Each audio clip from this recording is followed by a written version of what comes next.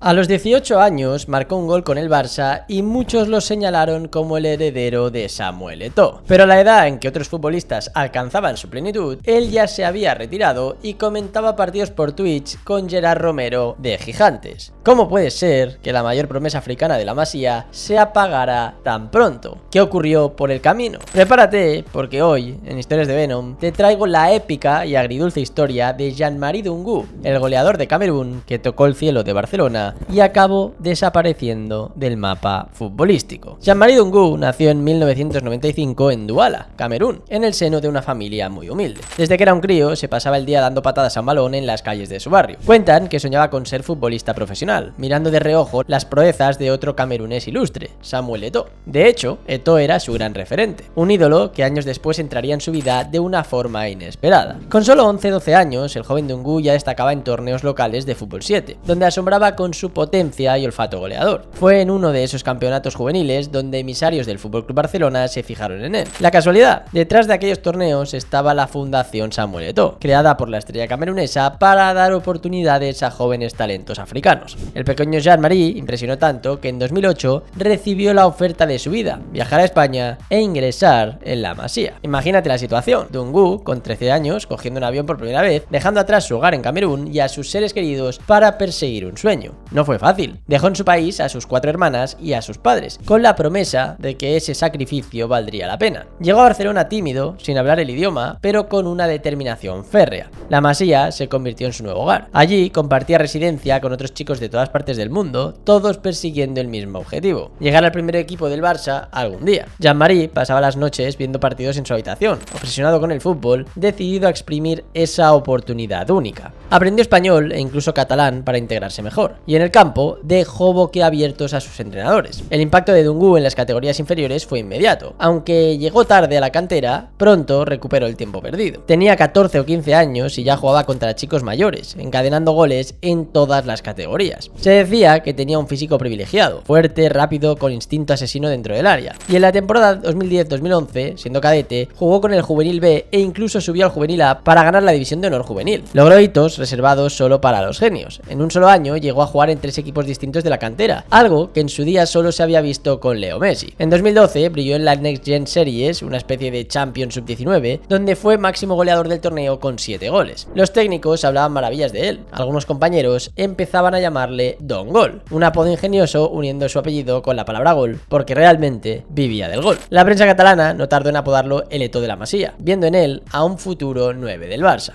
Y él cumplía con las expectativas. Tímido fuera del campo, con el balón se transformaba en un delantero letal. El propio Eto'o, por entonces delantero del primer equipo, sabía de su existencia. Al fin y al cabo, Jean-Marie era un alumno aventajado de su fundación. Con 16 años recién cumplidos, llegó uno de esos momentos que parecen sacados de una película. Debutó con el Barça B en un partido de segunda división en enero del año 2012, y unas semanas después marcó su primer gol con el filial, un tanto para el 2-1 frente al Alcoyano. Lo increíble fue saltar al campo y besarla literalmente. Marcó con el primer balón que tocó, un remate de primeras sin ni siquiera controlar la pelota. El mini-stadi estalló de alegría y Dungu, normalmente comedido, se volvió loco en la celebración. Sus compañeros le abrazaron y sus padres, que estaban allí venidos desde Camerún, vieron a su hijo triunfar. Cada año viajaban a Barcelona para visitarlo y justo esa semana estaban de visita. Les había tocado la lotería. Imagínate esos padres que en 2008 le habían dado un abrazo a su hijo de 13 años confiándole al Barça, viendo en 2012 cómo ese niño les demostraba que tanto esfuerzo valía la pena. Dungu recordó siempre ese gol como uno de los más especiales de toda su vida. El camino a la gloria parecía despejado. En 2013, con 18 años, le llegó la recompensa. El Tata Martino le convocó para la pretemporada con el primer equipo y Jean-Marie respondió como saben los goleadores, a base de goles. En verano de 2013, el Barça jugó amistosos contra un equipo noruego y el Santos de Brasil, y Dungu marcó 3 goles en esos partidos. La afición empezó a fijarse en ese chaval que se desmarcaba y definía con tranquilidad pasmosa.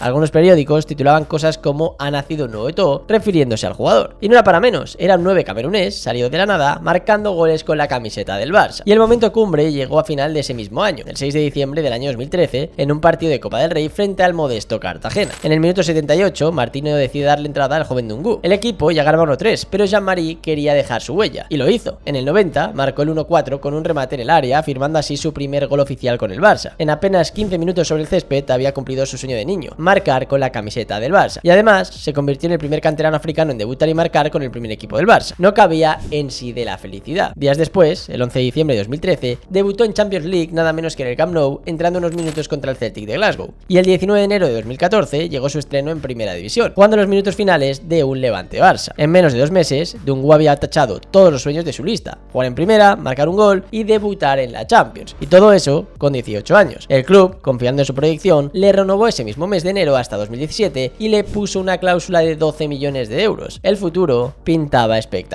Sin embargo, en el fútbol la línea entre el éxito y el olvido es muy fina. Dungu cometió, en sus propias palabras, el error de creer que lo tenía todo hecho. Años más tarde reconoció lo siguiente: debería haber seguido el canal de historias de Venom y debería haberle dado like a sus vídeos. Bueno, es broma, eso no lo dijo, pero te lo pido a ti. Si te está gustando el vídeo, dale like, ayúdame a hypearlo y que llegue a mucha más gente para que pueda seguir haciendo vídeos como este. Y ahora sí, te voy a decir lo que dijo Dungu en realidad. Dijo lo siguiente: me estanqué, me confié porque entrenaba con los grandes y ya había debutado en Champions. Pensé que ya lo tenía hecho. Con el tiempo me di cuenta que eso no era suficiente. En lugar de apretar aún más para consolidarse, Jean-Marie bajó ligeramente la guardia tras aquellos debuts estelares. Y justo en ese momento la competencia en el Barça se volvió feroz. En el Barça B seguía marcando goles, 8 goles en la temporada 2013-2014 y 11 más en la 2014-2015, pero otras jóvenes promesas empezaron a adelantarle por la derecha. Aparecieron chicos como Munir o Sandro, que en 2014 explotaron y tuvieron oportunidades en el primer equipo con Luis Enrique. De repente, Dungu se vio eclipsado. Ya no era el único diamante de la cantera. El primer equipo tenía a Messi, Neymar y Suárez, prácticamente imposible encontrar hueco arriba, y en el filial, aunque era importante, su progresión parecía haberse estancado. Y por si fuera poco, en 2014 vivió una situación insólita fuera de los terrenos de juego. Camerún le convocó para un partido amistoso contra Portugal en marzo de 2014, y se rumoreaba que el seleccionador quería llevarlo al Mundial de Brasil ese verano. Con 18 años podría ir a un Mundial, pero de forma inesperada, Jean-Marie causó baja a última hora y no se presentó con la selección. Ni el Barça ni la Federación Camerunesa explicaron claramente por qué, y entonces surgió un rumor bomba. Dungu no fue por miedo a Samuel Eto'o. Sí, como lo oyes. Según medios cameruneses, Samuel Eto'o se habría enfadado con él. ¿La razón? Pues un turbio contencioso personal. Resulta que Eto'o estaba peleado con su ex representante, José María Mesalles, quien curiosamente también tutelaba la carrera de Dungu. El joven estaba en medio de un fuego cruzado sin quererlo. Supuestamente, Eto'o exigió a Dungu que rompiera con ese agente y Jean-Marie, agradecido a Mesalles por cuidarlo desde niño, se negó. Y de ahí vendría la represalia. Eto'o no quería verlo en la selección mientras siguiera bajo la influencia de su ex agente. Nunca se confirmó oficialmente esta historia, pero en Camerún todos murmuraban que el protegido y su maestro habían roto relaciones. Fuera verdad o no, lo cierto es que Dungu no volvió a ser llamado con los Leones Indomables y de soñar con el Mundial pasó a quedarse en Barcelona viendo a sus compatriotas por la tele. Aquello fue un golpe anímico importante. Imagínate, tu ídolo de la infancia, la persona gracias a la que estás en el Barça, podría haberte cerrado las puertas de la selección. ¿Qué he hecho yo para merecer esto?, debía pensar el pobre Jean-Marie. Y ese fue quizás el primer gran revés en la carrera de Dungu. A partir de ahí, su estrella fue perdiendo brillo poco a poco. En 2015 seguía en el Barça B, pero el equipo descendió a Segunda B y la situación ya no era la misma. Con 20 años, tras 7 temporadas formándose de azulgrana, Dungu tomó una decisión difícil: salir del Barça para buscar su oportunidad. Y en enero de 2016 rescindió su contrato y fichó por el Real Zaragoza en Segunda División. Él pensó que en un histórico como el Zaragoza podría tener minutos, marcar goles y volver a llamar la atención de un Primera, quizás incluso del Barça, pero la realidad fue tozuda. En temporada y media con los maños, Dungu no terminó de explotar. Marcó 7 goles en 31 partidos con el Zaragoza, un registro que no está mal, pero no es lo que se esperaba de Dungu. El equipo además no logró ascender y él alternó titularidades con banquillo. Para colmo, sufrió alguna lesión que le cortó el ritmo. La chispa que tenía en el Barcelona parecía haberse apagado un poco. Tras Zaragoza vino un periplo de cambios constantes de camisetas. En el verano de 2017 firmó con el Nastic, pero allí prácticamente no contó. 8 partidos, 0 goles y rescisión al acabar la temporada. En 2018 probó suerte en el Lugo, en Galicia, otra vez en Segunda División, y tampoco salió bien. Un gol en 14 partidos. Para enero de 2019, con 23 años, Dungu se encontraba bajando otro peldaño. Tuvo que irse cedido a un equipo de Segunda B, el Lleida, para intentar jugar algo. Allí ni siquiera marcó goles en los pocos partidos que disputó. La prometedora carrera internacional de la que hablaban en 2013 se había convertido en una lucha por sobrevivir en categorías inferiores. Y lo peor estaba por venir. Tras quedar libre en verano de 2019, pasó más de medio año sin equipo. Imagínate la frustración. Con 24 años, quien había sido el nuevo Eto'o, se encontraba desempleado, entrenando por su cuenta para no perder la forma y esperando una llamada que no llegaba. Aunque finalmente llegó, aunque desde un destino totalmente inesperado. En febrero de 2020, Dungu se la jugó y aceptó marcharse al frío norte de Europa, fichando por el Honka Espoo de Finlandia. Probablemente pensó que un cambio de aires radical podría revitalizar su carrera, y curiosamente vivió un pequeño renacer goleador en tierras finlandesas. En 2020 marcó 7 goles en la liga finesa, reencontrándose con el gol con cierta frecuencia. Volvió a sentirse importante en un equipo, jugando competiciones europeas menores, pero la alegría duró poco. En septiembre de 2021, tras temporada y media, rescindió su contrato. ¿El motivo? Las lesiones y la morriña. Pasar los inviernos bajo cero, lejos de casa, no es fácil. Dungu echaba de menos España y decidió volver una vez más. En febrero de 2022 firmó por el Zamora, un club modesto de la primera RFF. El que había debutado marcando con el Barça en Champions, ahora peleaba en campos de césped artificial frente a rivales semiprofesionales. A esas alturas, Jean-Marie solo quería disfrutar jugando sin presión, pero ni siquiera en Zamora encontró estabilidad. En septiembre de 2022 surgió una oportunidad peregrina, irse a Grecia, a la Naginski Karditsa de la segunda división griega. Probó suerte allí y salió rana. Solo jugó 2 partidos y por circunstancias nunca aclaradas del todo, el club rescindió su contrato en diciembre de 2022. Algunos rumores apuntaron a problemas físicos y otros a que el entrenador no quedó satisfecho con su rendimiento. Fuera como fuese, nuestro protagonista volvía a quedar colgado a mitad de temporada. Agotando balas, Dungu decidió hacer las maletas hasta el otro lado del mundo. En abril de 2023, literalmente la misma semana que cumplía 28 años, firmó por el Osaka de Japón. Era un club de la J3 League, tercera división nipona, y quizá pensó que con un poco de suerte podría despuntar allí y ascender peldaños en Asia. Pero la realidad fue dura. Solo jugó 4 partidos en el Osaka antes de rescindir su contrato. Su cuerpo ya no respondía. Las lesiones y el desgaste de tantos años de inestabilidad le pasaron factura.